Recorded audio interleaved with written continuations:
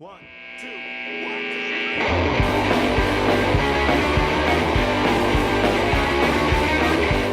Hey, and welcome to Mistakes, a show where we disprove movie goofs with a combination of quick wit and bullshit. I'm your host, Ryan. With me, as always, is my co-host, Eric. Hello, meat popsicles. And today our guest is Andrew. Hello.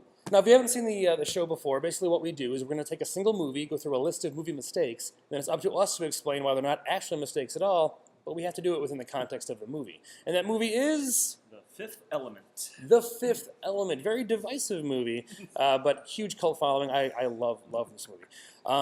The beer that we're pairing with Fifth Element today is Resilience. It's an IPA from Flesk Brewing in Barrington. Cheers, boys.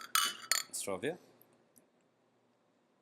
And a big thank you to Flesk Brewing for letting us shoot in their sweet-ass tap room. And opening early. And opening early, because they're very nice to us. So, that's really good. Yeah. So, boys, The Fifth Element, we're going to start, before we get into the mistakes themselves, we're going to start with our hot takes. So, what are your hot takes having recently watched The Fifth Element again? I love it, but I'll be honest, this time was a little bittersweet with the recent passing of Luke Perry. Yeah, I totally forgot he was in this movie. Everyone completely forgets he's like, in this movie, and watching it again, I'm like, I completely forgot he's in this movie. It's like, oh. Yeah, that's kind of jumped out a little bit of an emotional start on what is otherwise a really fun, borderline campy movie, which you look at the... She got real fast. Is it really borderline? Is it really borderline? Depending on how bold you make that line. Yeah. Sure. I'd forgotten how much the opening credits crawl, or the opening of the movie, is straight up like a take on Aliens. Like, it looks like you're going to watch a scary movie, essentially. Like, and then it's got this Aliens, almost Star Wars vibe, but it's just like this really heavy sci-fi opening, and then then it just gets to goofy shit right out of the gate. Cartoon sound effects, and yeah, it's great. First off, the priest is a huge fucking dick. Like, he's gonna kill this professor and this other dude. Like, there's a million other ways he could handle that, but no, he's just gonna fucking straight up murder them. It could have been, I don't know, GHB or something. You don't know. It was gonna be poison. Okay, that's fair. You're right. That's fair. We don't know what he was actually gonna do. Yeah, we don't know. He seems pretty, but he was enough of a zealot where it definitely could have been poison. Yeah, it was probably poison. And the whole thing about he goes, forgive me, Father, but they've seen too much, and then just upends that little Agatha Christie style. And you hear him drop the vial, so he's really bad at murder anyway. Like, he's so obvious.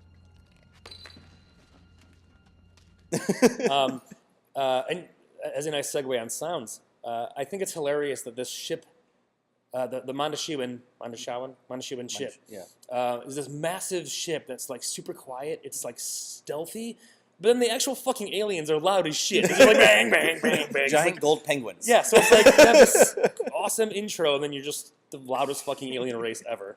And slowest. Oh my word. Gary Oldman makes some choices. Makes some choices in this film. Yeah. Well, let's start right with the first one there. His limp. Oh, yeah. With the accompanying clink, clink. That thing is like Feldman's hump, in Young Frankenstein. It switches sides. Well, yes. What I'm going to say then, digging right in, is he changes it because he forgets, right? Because he doesn't really have a limp. It's essentially lulling people into a false sense of security. Okay. It's kind of, just to put people, get people sympathetic to him, but he doesn't always remember which side he's going to limp on. See, I think it's more of a status symbol. People would walk with canes even though they didn't need to walk with canes, because it was classy. So this is the future. So class in future is obviously a disability. Yeah, a limp is trending. Yeah.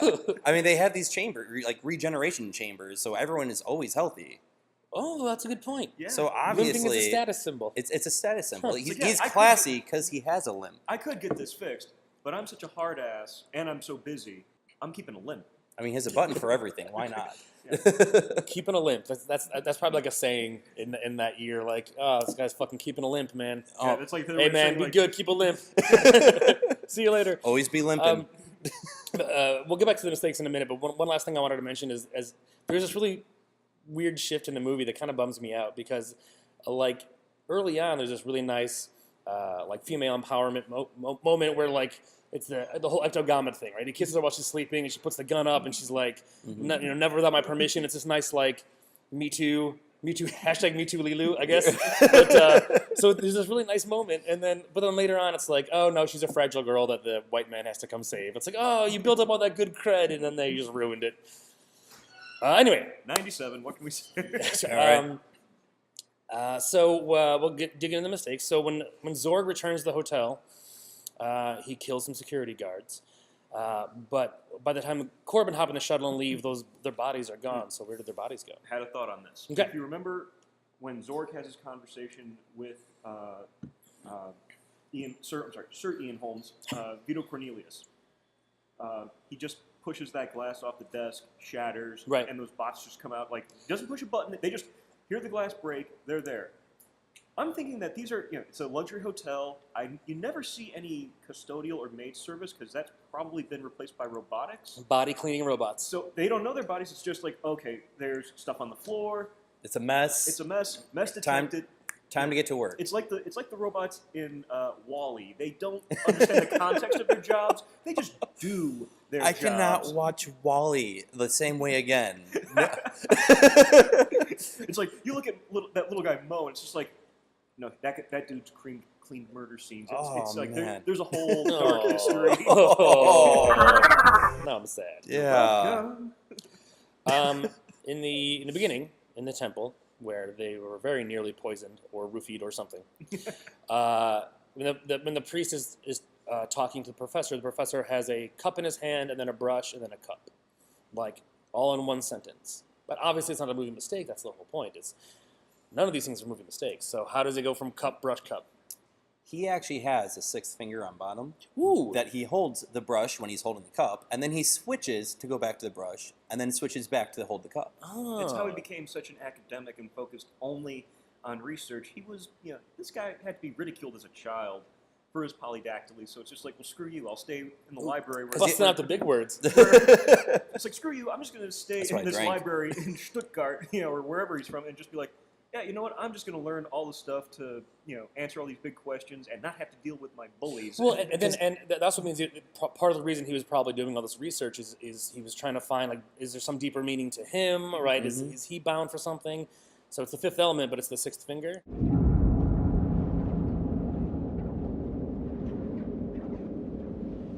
After they do the whole Lilu reconstruction, thermal bandage, routine, and you have that dickhead of a general taunting, basically holding up the multipass like a cat toy outside the tube. Right. You can see the hole that's pre-cut in the glass. That she punches through? That she punches through, grabs the guy, and then just alcabongs him against the side of the chamber. Well, so here's what I'll say to that. I'll say, obviously, it wasn't pre-cut for her to punch through. No, of course not. I'm going to say that's a design of the glass.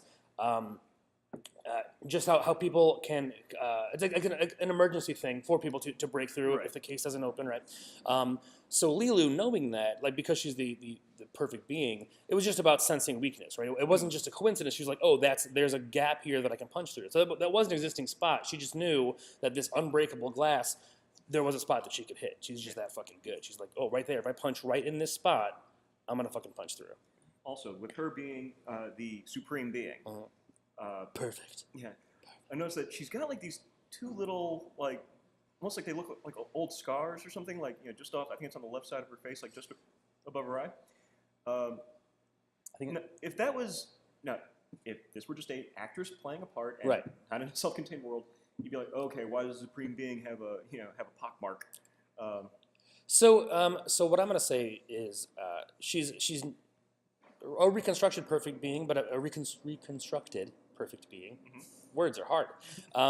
But realistically, there's been multiple versions of this perfect being throughout time to stop Mr. Shadow. I mean, we don't know how far back it is gone, right? So I'm going to say that's simply, like, it's not a fault necessarily. It's just a marking system, so they know kind of what version they're on. So like maybe she's number 2 or whatever, but it's basically like, so that which way clone is which she? clone. So at a glance, they can be like, we know what version you are.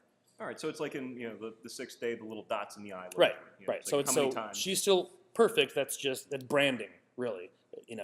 Not branding like psst, but like branding like It's a serial It's a number. logo, Yeah, right? serial number, yeah. During any scene where weapons are being fired, Mm-hmm. the audio has the sound of cartridge casings falling into a hard surface, but no weapons are actually ever ejecting casings. So what is that sound coming from? Oh. All right, so I'm gonna say it's literally a sound the gun is playing, because I think people are so used to hearing that. Even the people in the moment when you're firing, you're used to hearing it. So I think it's just kind of like an audio cue for the person firing the weapon. So it's just coming from a speaker on the bottom of the gun, right? But it's just because people were weirded out by it, right? Like people basically when they started firing Another up feature casings, of Zorg's. it's weapons. just Oldies but oldie goldies. but goldies. So it's more so it just feels like it feels right. Jumping ahead a little bit to when everyone's trying to be Corbin Dallas to get on the plane. When Zorg's henchman fails and gives him a call, and Zorg's blows up the phone booth. Right. The dummy is still standing there after the explosion,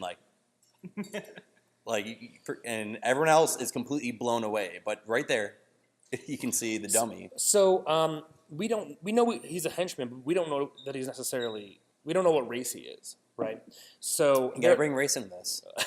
well, we don't know what alien race he is. We don't know what alien species he is. The humans that are in the blast, they're fucked. But this is actually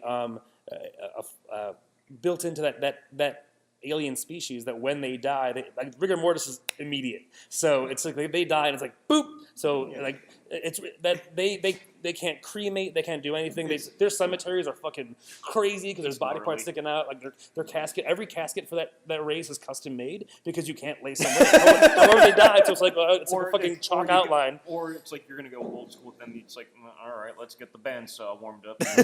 Well, to take that one step further, what if he's not organic at all? What if he's an android? Ooh. Yeah, they do have some robotics and prosthetics. Zorg has proven he loves robots. That's true. So why wouldn't his second in command, his go-to henchman, guy. also be and that explains why he would blow up. Like, how does he possibly have this control to blow this guy up? Yeah, because that's another thing. He's an android that has a built-in This destruction would system. explain why Zorg is, in his own words, disappointed. Because he's designed this guy. This is a bad reflection on him of I thought I had all the bugs worked out where I actually had something competent. And back to square one, son of a... All right, I'm sold. He's clearly an android. Look at all these little things. So busy now. Notice how each one is useful. So, in the scene when he seesaws the Mangalore into the ceiling, right? Yeah. And shooting the guys, and then Ruby Rod pushes him down. But then you can see that it's a perfectly circle hole. It's a perfect circle that his head popped up and came back down. So perfect circle. So why would an alien head make a perfect circle? Well, I mean, you look at the topography of their head, and you look at the features, they're fairly, symmetrical. dome-shaped. And dome-shaped. That's fair. I mean, the ears notwithstanding, I mean... I don't think the ears are strong enough to make holes through. And also, if this is a species that has demonstrated shape-shifting ability, that's got to be some fairly, resilient tissue to, change and then hold a shape for long periods of time. So that might explain where it's like when it hits, they lose control a little bit. It just, it's like pressure's going to spread out evenly, perfect hole, just right through the flooring. I buy that. I would also say maybe it's a function of the hotel, where because this is a serving super high class clientele, so maybe the hotel is even built in such a way where even when something breaks, it breaks perfectly. So it's just designed so that everything just a modular system. It's just pure aesthetics. Like even when something fucks up, it's going to look gorgeous and it's going to be pleasing to the eye. So same scene, and this has bugged me since day one. The grenade. Mm-hmm. When he throws the grenade and he tells Ruby to count to 10, there is no way in hell that is 10 seconds. That's true. But this is a recurring theme throughout the whole movie. Time just doesn't matter, because in the beginning when the general's talking to the president, he's like, oh, in a few hours, the diva is going to sing and she has the stones. Right. And then Ruby Rod with the 10 seconds, and then Zorg with the 20-minute bomb, and then the 10-minute. Somehow they get from the bomb to launching off the ship in 2 minutes. I don't know how that happens, but time just doesn't work right. I think we're being a little arrogant in assuming that our concept of time is the same in this world. It's entirely possible that minutes mean a different thing in this world. So, or even 10 seconds, maybe that's 17 seconds to us, but that's their 10 seconds. Oh, okay. So there's also something in like physics with theory of relativity that time dilation. Yeah. Yeah, some interstellar stuff. Yeah. So that's true. Alien worlds, like so where they are. Possible, like with the fact that we see this giant shuttle as it goes to Floston, enters into hyperspace, where it's like maybe there's some residual time dilation where it's kind of like the infinite improbability drive, where it's like it takes a little time to kind of cool back to normality. So at the bomb, that it's maybe 10 seconds or 2 minutes, but the further you get away from it, the longer you actually have. Right. You don't necessarily know how long, because it's like if it's been long enough, it's like okay, time will just proceed as normal. But it's like that had to happen within a day of them popping out of hyperspace. So well, and maybe that's why he tells Ruby to count, only because he's like, look, I have no concept of time anymore, so just count me through this one because I don't fucking remember how this shit works. And it made me watching it made me wonder. I'm like, so if he doesn't count to 10, will it not go off? Maybe because he's really eager. Count, damn it! Like, just run.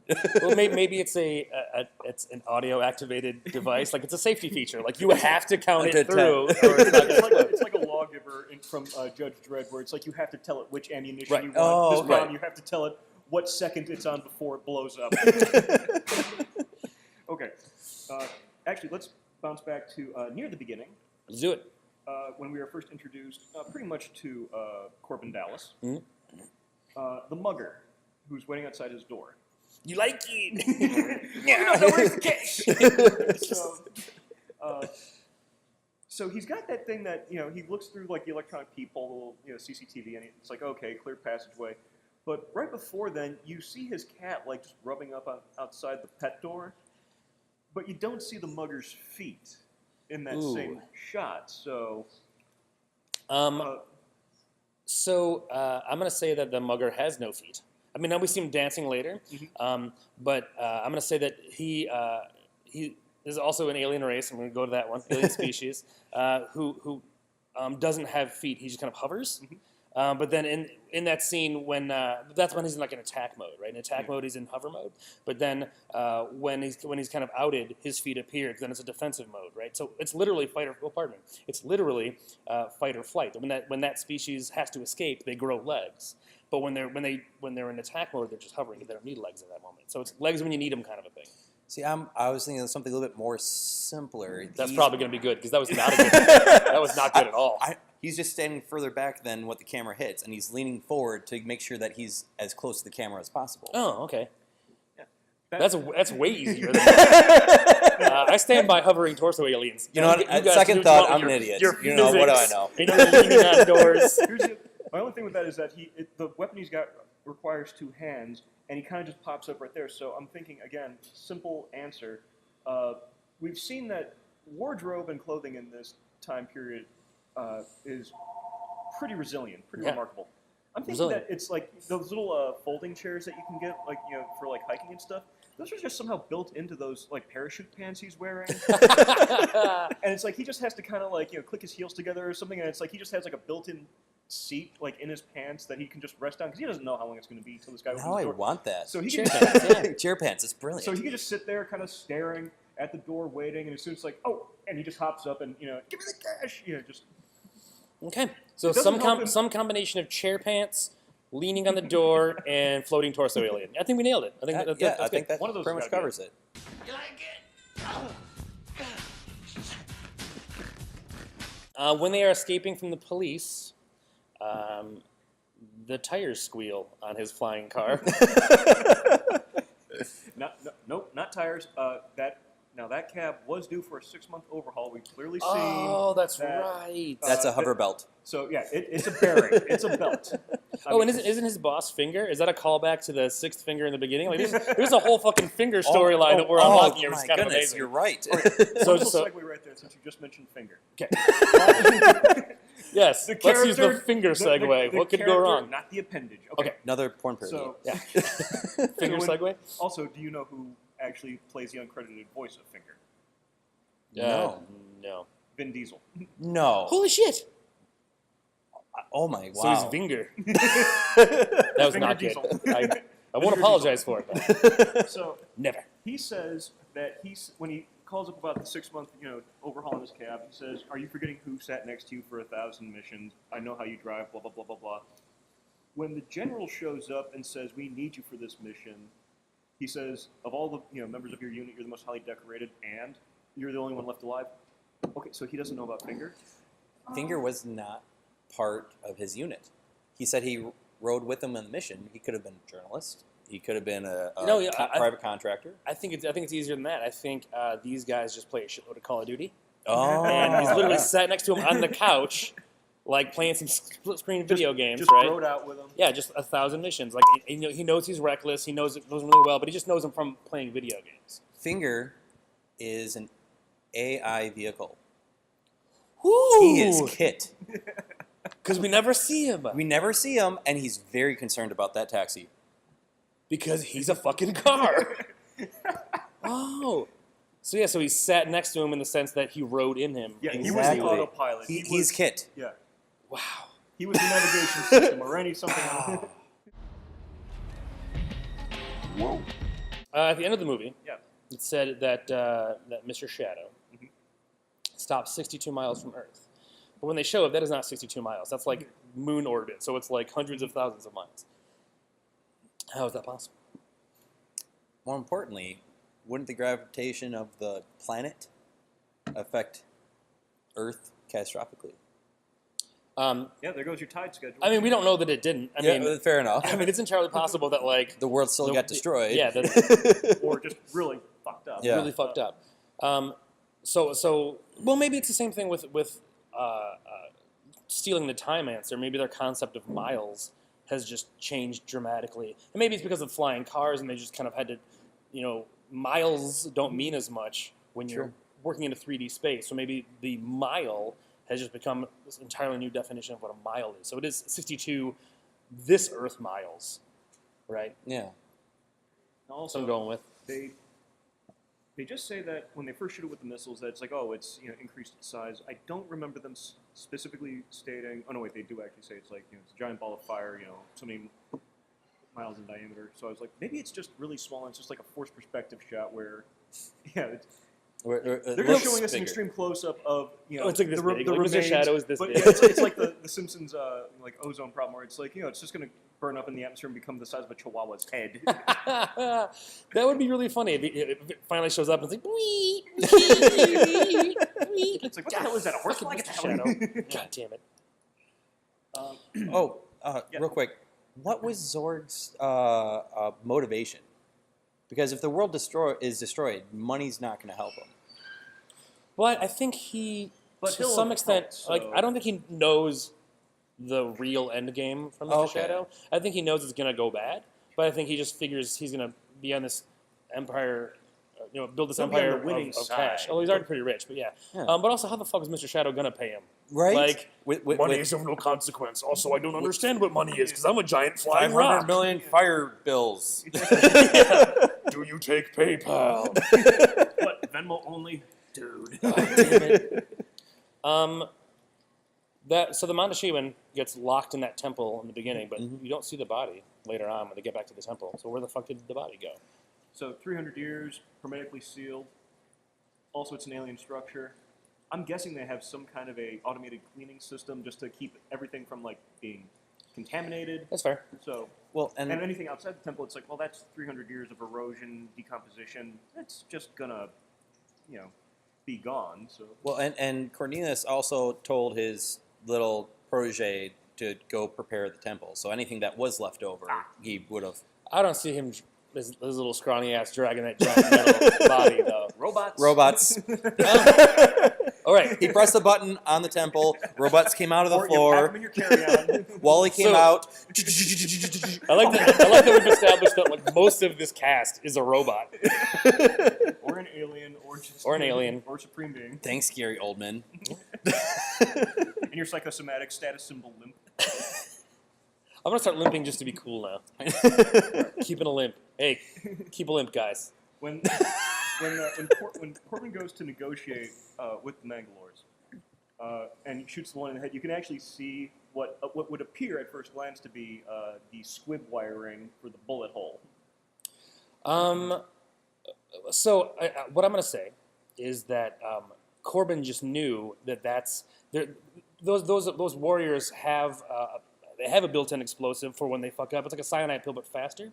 So they have the bomb that they can bust out, the big bomb for the honor, for the whole squad. But on an individual basis, they can they pop their bomb right when it's like they don't want to be interrogated, they don't want to be captured, so they pop their bomb. And Corbin just knew it was there, so he's like, I'm not going to go for a body shot. I'm going to shoot him in the bomb that I know is already there. Mm-hmm. So you're just seeing the remains of the built-in bombs that their warriors have. In the beginning, all the way back to the beginning. While the what are they called, the Mondoshuans, I can never remember. But as he's failing to escape from the temple, he sticks his hand out. He sticks his hand out, right. And the door closes on his hand, and it cuts away. And when it comes back to the key, it's only his finger. Well, I'm going to say that at the last moment, he was like, "Oh shit!" Like he changed his mind. He's like, never mind. But it's like just like, I have regrets. Right? It's like, wait a minute. He was thinking, "Oh, I have the key. I can let the door close and open the goddamn door." There we go. So he's like, "Wait, oh!" And he moves so slowly. Shit. Hesitated. Just, all right, take the key, I guess. Just let me bleed out here in my own temple. Yeah. So that was finger again. Oh my god! It's a recurring theme. It's the finger element. Oh, I did not realize there was so much finger subtext in this movie. Shudder. I'm impressed. It's Luc Besson. I mean, I should have expected that. Yeah. And before we end real quick, now this next part is apocryphal, but I want to believe that it's also very, very true. Okay, hit me. Chris Tucker was not the first choice to play Ruby Rod. This is going to be a good answer. I'm ready. All right, well, I'll give you each a guess. Okay. I'll narrow it down for you. It was a musician. I'm going to say Prince. Bingo. Holy shit, I was right! Allegedly, Prince was offered the role before Chris Tucker, and he turned it down. That's too bad. I want to see Prince in that role now. You know what? But honestly, Chris Tucker did such a great job. I don't know if Prince could have done it better. He would have done different. You would have done different, yes. But, I mean, Chris Tucker brought so much energy to it. He did such a great job. So much cocaine, allegedly. I'm now combining Fifth Element and Purple Rain in my head, and it's very fucking weird. Working for you? All right, well, I think we have managed to prove that The Fifth Element is a flawless film. So, well done, boys. Thank you for having me. No problem. And until next time, remember, there are no mistakes, only missed takes. Cheers.